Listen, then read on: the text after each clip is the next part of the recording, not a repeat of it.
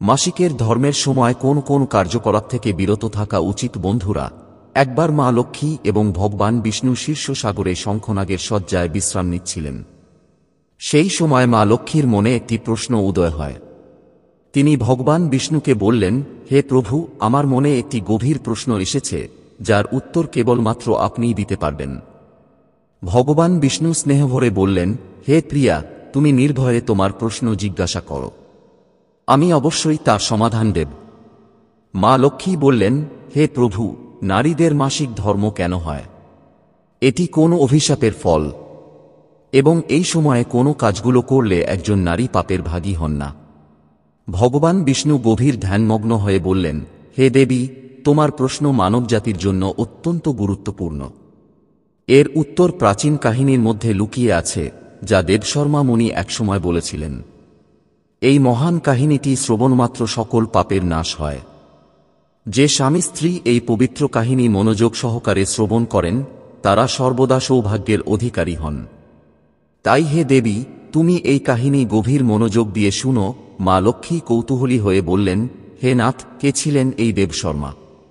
তাঁর আচার ব্যবহার এবং চরিত্র কেমন ছিল? আমি এই গল্পটি জানার জন্য অধীর হয়ে আছি। ভগবান বিষ্ণু বললেন, হে প্রিয়া, বহু যুগ আগে এক প্রসিদ্ধ নগরীতে দেবশর্মা নামে একজন জ্ঞানী ব্রাহ্মণ বাস করতেন। তিনি ছিলেন বেদ এবং শাস্ত্রের অগাধ পাণ্ডিত্যসম্পন্ন, ধর্মে নিবেদিত প্রাণ এবং সবার প্রতি দয়ালু। তাঁর প্রতি নগরের সকল মানুষ গভীর শ্রদ্ধা ও ভালোবাসা পোষণ করত। দেবশর্মা প্রতিদিন প্রার্থনা, দান এবং ধর্মীয় অনুষ্ঠানে মগ্ন থাকতেন। তাঁর ঘরে প্রচুর ধনসম্পত্তি, পশু, সন্তান এবং আত্মীয় স্বজন ছিল। তাঁর স্ত্রী ভবনা ছিলেন অত্যন্ত সৎ, ধৈর্যশীলা এবং পতিব্রতা ধর্মে অবিচল। একবার দেবশর্মা সিদ্ধান্ত নেন সত্যনারায়ণ পূজার আয়োজন করবেন। তিনি নিজে গিয়ে নগরীর প্রত্যেক ব্রাহ্মণ এবং সাধারণ মানুষকে আমন্ত্রণ জানান। পূজার দিন আসলে নগরীর সমস্ত লোক দেবশর্মার বাড়িতে সমবেত হন। দেবশর্মা নিজের হাতে পূজার প্রতিটি কাজ সম্পন্ন করেন এবং অতিথিদের আন্তরিক অভ্যর্থনা জানান। তিনি অতিথিদের সম্মানে সুস্বাদু খাবার পরিবেশন করেন এবং সবার জন্য মিষ্টান্নের ব্যবস্থা করেন। খাবারের পর দেবশর্মা সমস্ত ব্রাহ্মণদের দানসামগ্রী, পোশাক এবং উপহার দিয়ে সম্মান জানান। পূজার সমস্ত কার্যক্রম সম্পন্ন করে দেবশর্মা আশীর্বাদ নিয়ে বাড়ি ফিরলেন। এরপর তিনি নিজ পরিবারের সদস্য, আত্মীয় স্বজন, বন্ধু-বান্ধব এবং অসংখ্য অভাবী ও ক্ষুধার্ত মানুষকে নিজের হাতে আহার পরিবেশন করলেন। সবার আপ্যায়ন শেষে যখন তিনি বাড়ির বাইরে দাঁড়ালেন, তখন হঠাৎ তার দৃষ্টি গেল এক কুকুর এবং শূকরের দিকে, যারা তার বাড়ির সামনে দাঁড়িয়ে নিজেদের মধ্যে কথা বলছিল। এই আশ্চর্যজনক ঘটনাটি দেখে দেবশর্মা বিস্ময়ে হতবাক হয়ে গেলেন। তিনি মনোযোগ দিয়ে তাদের কথা শোনার চেষ্টা করলেন এবং শীঘ্রই বুঝতে পারলেন যে এই কুকুর এবং শূকর আসলে তার পূর্বজন্মের মা ও বাবা। তাদের অতীত কর্মের পাপফল হিসেবে তারা এই জন্মে পশুর রূপ ধারণ করেছেন। এই সত্য আবিষ্কার করার পর দেবশর্মার হৃদয় ভারাক্রান্ত হয়ে উঠল। তিনি ভাবতে লাগলেন, আমার জন্মদাতা মা বাবা এই অবস্থায় কিভাবে পৌঁছালেন? কোন অপরাধ বা পাপ তাদের এমন পরিণতির দিকে ঠেলে দিল? এবং সবচেয়ে বড় প্রশ্ন, আমি কিভাবে তাদের এই কষ্ট থেকে মুক্তি দিতে পারি? সারারাত দেবশর্মা নিজের ঘরে বসে ভগবানের প্রতি প্রার্থনা করতে লাগলেন। তার মনে একটাই চিন্তা ঘুরছিল, এই দুর্দশার অবসান কিভাবে সম্ভব? ভোরবেলা তিনি স্থির করলেন যে কেবল ঋষি বশিষ্ঠই তার এই সমস্যার সমাধান দিতে সক্ষম। পরের দিন সূর্য ওঠার আগেই তিনি স্নান করে পবিত্র মনে ঋষি বশিষ্ঠের আশ্রমের উদ্দেশ্যে যাত্রা করলেন। আশ্রমে পৌঁছে তিনি দেখলেন, ঋষি বশিষ্ঠ তাঁকে সাদর অভ্যর্থনা জানিয়ে বললেন, হে প্রাজ্ঞ ব্রাহ্মণ, তোমার এই হঠাৎ আগমনের কারণ কি? আমি তোমার চোখে গভীর দুঃখের ছায়া দেখতে পাচ্ছি। তোমার হৃদয়ের ভার আমাকে বলো, আমি অবশ্যই তোমার সহায়তা করব। দেবশর্মা ধীরস্থির কণ্ঠে বললেন, হে মহামুনি, আমি এক গভীর সমস্যায় পড়েছি। আমার মা বাবা পশুর রূপে জন্ম নিয়েছেন এবং আমি তাদের মুক্তি দিতে চাই। আপনি যদি কোনো উপায় জানেন, তবে দয়া করে আমাকে সাহায্য করুন। দেবশর্মা মাথা নিচু করে বললেন, হে মুনিবর, আমি আপনাকে প্রণাম জানাই। আজ আপনার দর্শন পেয়ে মনে হচ্ছে আমার জীবন ধন্য হয়েছে। আমি ভীষণ সমস্যায় পড়েছি, আর এই সমস্যার সমাধান কেবল আপনি দিতে পারেন। আমার দুঃখের ভার এতটাই বেশি যে আমি ক্রমশ দুর্বল হয়ে পড়ছি। দয়া করে আপনি আমাকে এই ক্লেশ থেকে মুক্তি দিন। ঋষি বশিষ্ঠ মৃদু হাসি দিয়ে বললেন, হে ব্রাহ্মণ, দুঃখ করো না। তোমার মনের যা কিছু প্রশ্ন বা যন্ত্রণা রয়েছে তা বিনা দ্বিধায় আমার কাছে ব্যক্ত করো। আমি তোমার সমস্যার সঠিক সমাধান অবশ্যই দেব। তখন দেবশর্মা একগাল শ্বাস ফেলে বললেন, হে মুনিবর, গতকাল আমার বাড়িতে ভগবান বিষ্ণুর পূজার আয়োজন করেছিলাম। সেখানে বহু ব্রাহ্মণ এবং ক্ষুধার্ত মানুষদের আহারের ব্যবস্থা করেছিলাম। পূজা সম্পন্ন হওয়ার পর যখন আমি বাড়ির দরজায় দাঁড়িয়েছিলাম তখন দেখি একটি কুকুর আর একটি শূকর সেখানে দাঁড়িয়ে নিজেদের মধ্যে কথা বলছে। প্রথমে কুকুরটি শূকরকে বলল, হে বন্ধু, আজ আমার জীবনে যা ঘটেছে তা তোমাকে বলি। আমাদের এই পুত্রের বাড়িতে যে দুধ রাখা হয়েছিল সেই দুধের পাত্রে একটি সাপ এসে বিষ মিশিয়ে দিয়েছিল। আমি তখন খুব চিন্তিত হয়ে পড়ি, কারণ সেই দুধ থেকে খাবার তৈরি হতে যাচ্ছিল। যদি সবাই সেই দুধ খেয়ে নিত তবে তাদের জীবন বিপন্ন হয়ে যেত। তাই আমি সেই পাত্রের সমস্ত দুধ নিজেই খেয়ে ফেলি। কিন্তু দুর্ভাগ্যবশত যখন পুত্রবধূ আমাকে দেখে ফেলে তখন সে আমাকে প্রচণ্ড মারধর করে। আমি এতটাই আহত হয়ে পড়েছি যে এখন আমার শরীরে অসহ্য যন্ত্রণা অনুভব করছি। আমার কষ্ট সহ্য করা কঠিন হয়ে পড়েছে।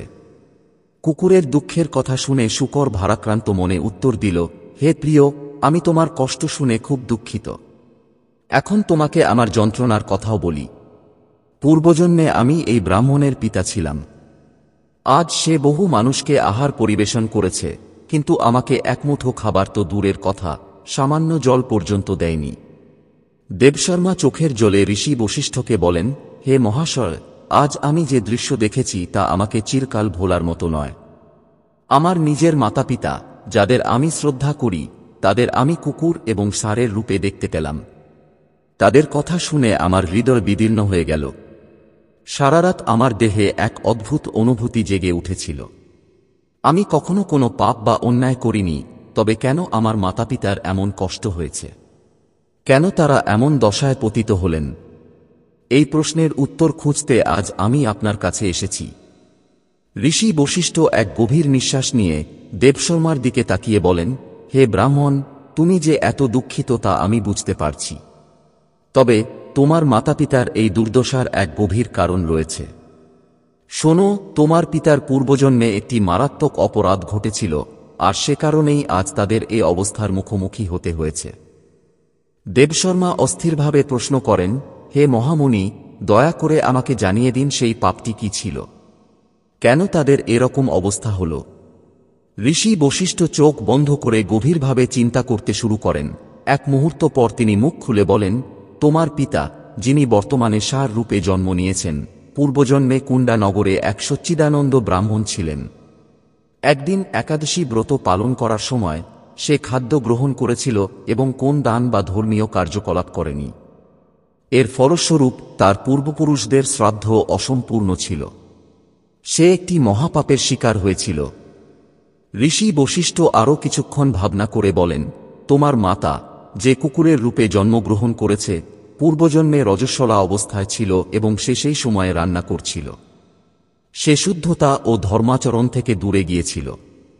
মাসিক ধর্ম চলাকালীন নারীদের প্রতি বিশেষ সুনির্দিষ্ট নির্দেশ রয়েছে। তবুও সে পূজা করতে গিয়েছিল, ভগবানকে জল নিবেদন করেছিল এবং তুলসী গাছে জল দিয়েছিল।